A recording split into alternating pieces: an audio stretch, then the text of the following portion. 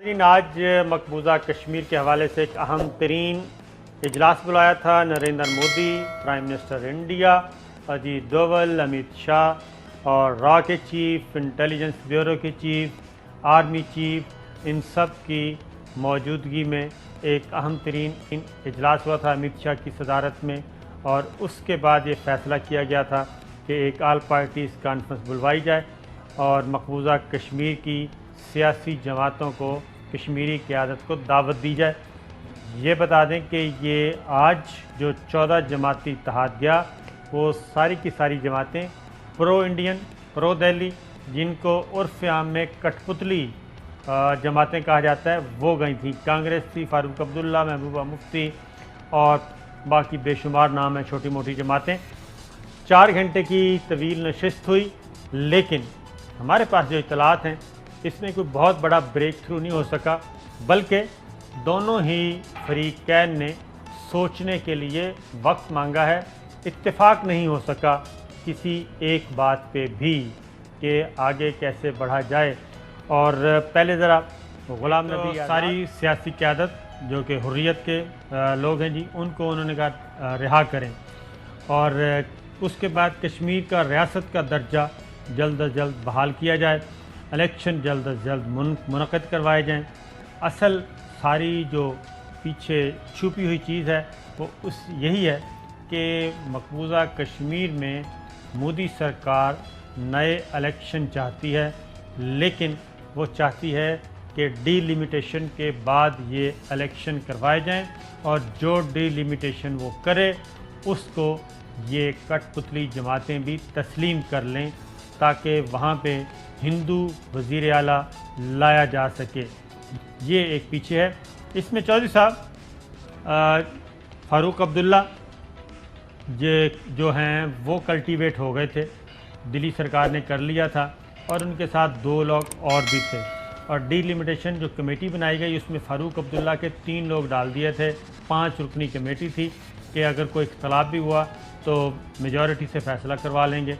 लेकिन जो बकिया जमातें हैं, महबूबा मुफ्ती और दीगर 14 जमातें, उनको जब ये मालूम हुआ कि फ़ारूक अब्दुल्ला मुकमुका कर रहे हैं और तने तनहा सौदा कर रहे हैं, उसके बाद ये मामलात ख़राब हुए और मामलात आगे ना बढ़ सके और फ़ारूक अब्दुल्ला को पसपाई इख्तियार करना पड़ी। चौधरी साहब फरमाइए।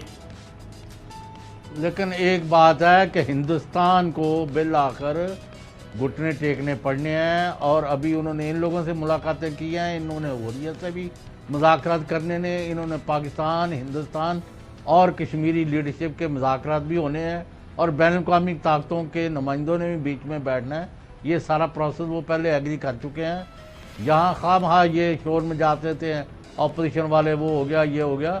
हिंदुस्तान को सक्सेसफुली यानी इस नीचे गिरा दिया गया है कि उनके पास स्वाय पॉलिटिकल सेटलमेंट, नेगोशिएटेड सेटलमेंट या कश्मीरियों के साथ बाशमूल पाकिस्तान के साथ मुज़ाकरात जो है तीनों फरीकों के, उसके बाद कश्मीरी उनको मदऊ किया गया है, बुलाया गया है, लेकिन ये कहा जा रहा है कि इसके पीछे भी कुछ मकासद हैं। ये एक चाल हो सकती है, साजिश हो सकती है।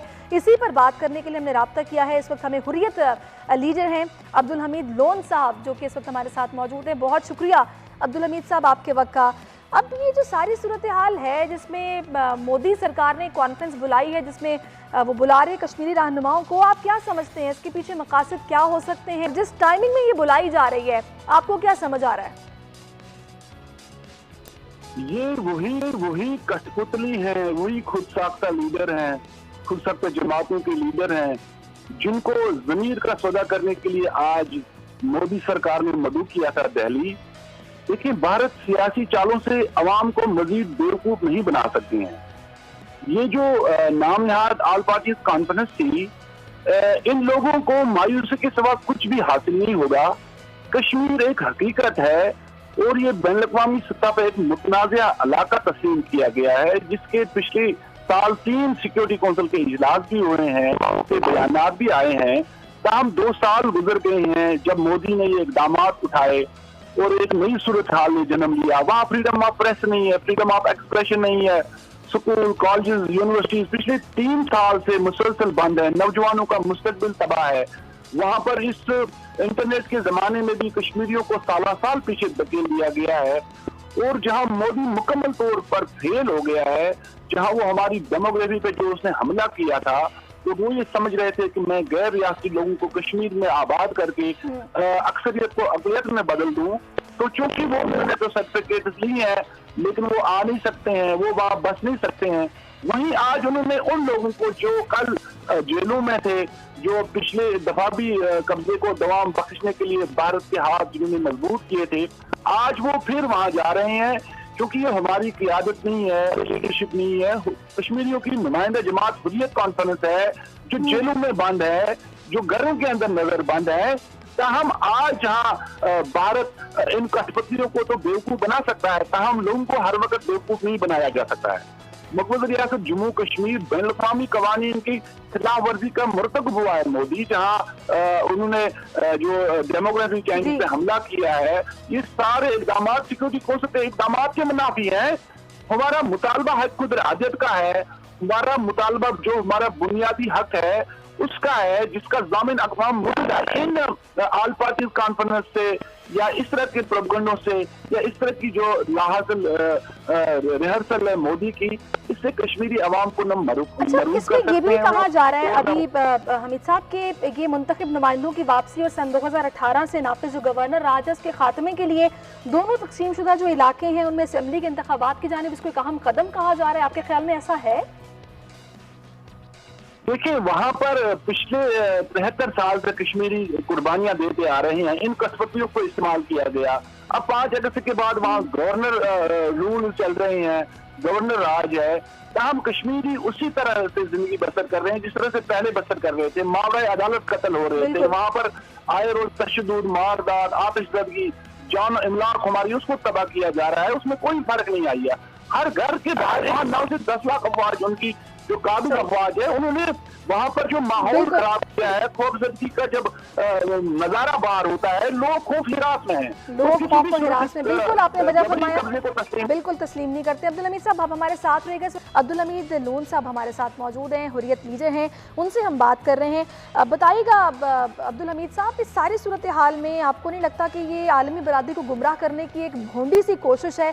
क्योंकि आपको पता है कि वहाँ पर जो सूरत हाल है, मोदी सरकार बिल्कुल नाकाम हो चुकी है मुआशी लिहाज से भी, और अब उनको सारी सी बात है कुछ ना कुछ तो करना है फेस सेविंग के लिए। देखिए, मसला कश्मीर अब दुनिया के लिए अनजान मसला नहीं रहा है।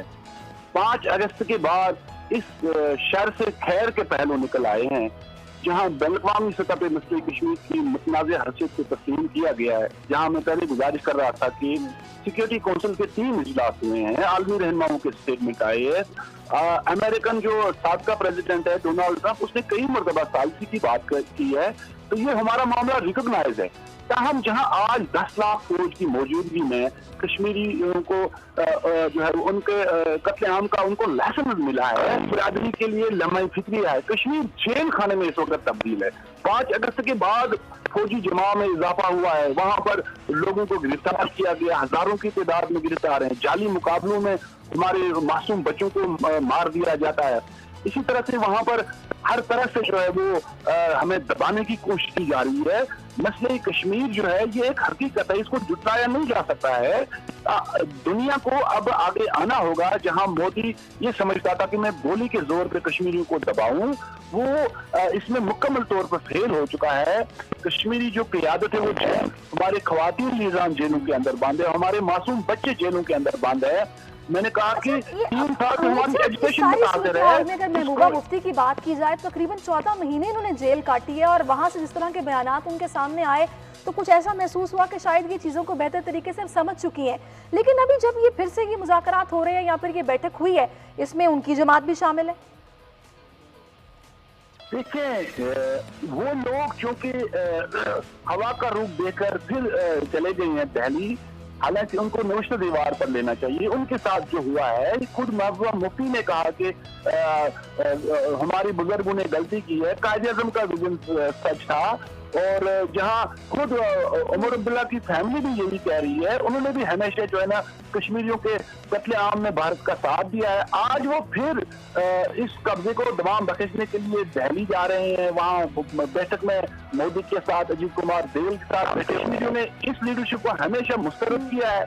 कश्मीरी लीडरशिप जो है वो हुर्रियत क़ियादत है, वो सईद अली शाह गिलानी है, वो यासीन मलिक है, वो शबीर अहमद शाह है, वो मीर वाइज उमर फारूक साहब है, जो घरों में बंद है, जो जेलों में बंद है। बिल्कुल। तो लिहाजा ये दुनिया को गुमराह करने की कोशिश की जा रही है, लेकिन ज्यादा देर तक अब दुनिया को गुमराह नहीं किया जा सकता है, इस हकीकत को जुटलाया नहीं जा सकता है। ताहम आज की डेट में ये अक़वाम मुत्तहिदा की गफलत है, उसकी जो है वो खामी है कि जहां उसके एजेंडे पे कश्मीर मौजूद है और आज तक वो इसको हल करने में नाकाम रहा है। आज की डेट में अगर अक़वाम मुत्तहिदा अपना रोल अदा नहीं कर रहा, वो इस अक़वाम मुत्तहिदा का होगा। सही। अच्छा, एक आखिरी सवाल, आपको क्या लग रहा है ये जो अभी कश्मीर में इलेक्शन होने जा रहा है, उससे पहले इस तरह की मीटिंग का बुलाना और इस तरीके से वो रहनुमा जो कि कठपुतली है उनको बुला के बातचीत करना, इससे क्या आपको समझ आ रहा है? ये साजिश तो है ही, लेकिन इसके पीछे मकासद और क्या हो सकते हैं? इसमें कोई शक नहीं, ये साजिश हो रही है कश्मीर के खिलाफ और तहरीक आज़ादी के खिलाफ। इससे पहले भी ये लोग इलेक्शन में हिस्सा ले चुके हैं, जहां इनको बाइकआउट में लोगों ने मुस्तरद कर दिया है, जहां पार्लियामेंट का इलेक्शन हुआ है। खुद हिंदुस्तानी मीडिया ने कहा कि 6% वोट पड़े हैं और 6% वोट लेकर कोई पार्लियामेंट में जाए, कहे कि मैं कश्मीर का नुमाइंदा हूँ, तो ये तो अहमकों की जनत पर रहने वाले लोग हैं, ये तो अभी भी समझ नहीं रहे हैं। मोदी को होश के नाखून लेने चाहिए। मोदी अब देखें, इंतहा पसंदी की कोई गुंजाइश नहीं है। आप इलेक्शन से या हमारे जीत नहीं सकते हैं, मसले कश्मीर को हल नहीं कर सकते हैं, और ये अक़वाम मुत्तहिदा की करारदादों का नामुल बदल भी नहीं है। कश्मीर एक हकीकत है। वहीं आप देखें जहां 40 करोड़ आपके भिखारी हैं हिंदुस्तान में, जिनको रोटी मैसर नहीं है, जिनको अपना छत मैसर नहीं है, जिनके बदन पे कपड़ा नहीं है, फुटपाथों पे वो